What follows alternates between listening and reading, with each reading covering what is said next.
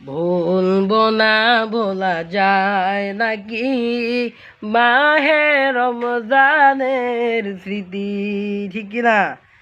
ভুলবো না ভোলা যায় নাকি মাহে রমজানের স্মৃতি। এই মাসের এত ফজিলাত, এই মাসের এত ফজিলাত জানো কি মুসলিম জাতি। ভুলবো না ভোলা যায় নাকি মাহে রমজানের স্মৃতি। এক নেকে সৌদুর রহমত, এক নেকে সৌদুর রহমত দেন নফল ফরজ সমান। এক নেকে সৌদুর রহমত দেন নফল ফরজ সমান।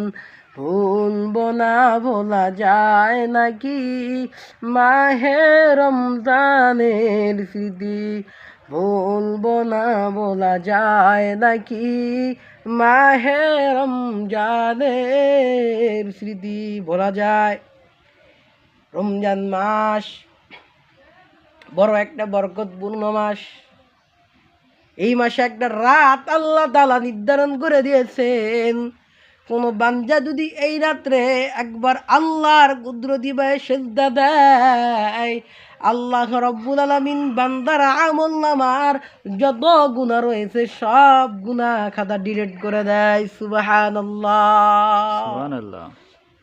এই জন্য রমজান মাস চলে আসছে। এ যুবক, সারা বছর তো গার্লফ্রেন্ডের সাথে চ্যাট করছো, সারা বছর মোবাইলে গার্লফ্রেন্ডের সাথে প্রেম করছো, চ্যাট করছো, রমজান মাসে আর খবর নাই। খবরদার খবরদার, রমজান মাসে এইগুলো করবা না। কারণ রমজান মাসে তুমি যদি একটা নারীর সাথে কথা বলো, তোমার রোজা থাকবে না, রোজা হালকা হয়ে যাবে।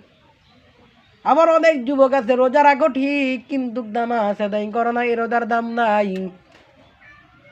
কাল হাসরের ময়দান যেই দিন কায়েম হয়ে যাবে, আল্লাহ রাব্বুল আলামিন যারা রোজা রাখছে কিন্তু নামাজ আদায় করে নাই, তারাবির নামাজ পড়ে নাই, আল্লাহ পাক রব্বুল আলামিন তাদের উপর রাগান্বিত হইয়া বলবে, তোর রোজা তুই নে, এই রোজা নিয়ে তুই জাহান্নামে চলে যা।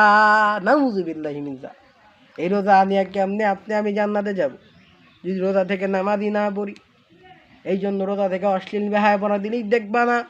তওবা করো, রোজা থেকে কোনো খারাপ কাজ করবা না, আমলের প্রতি ইখলাস নিয়ে সামনে আগাও। তোমার জিন্দেগি সুন্দর করে দিবেন আমার আল্লাহ।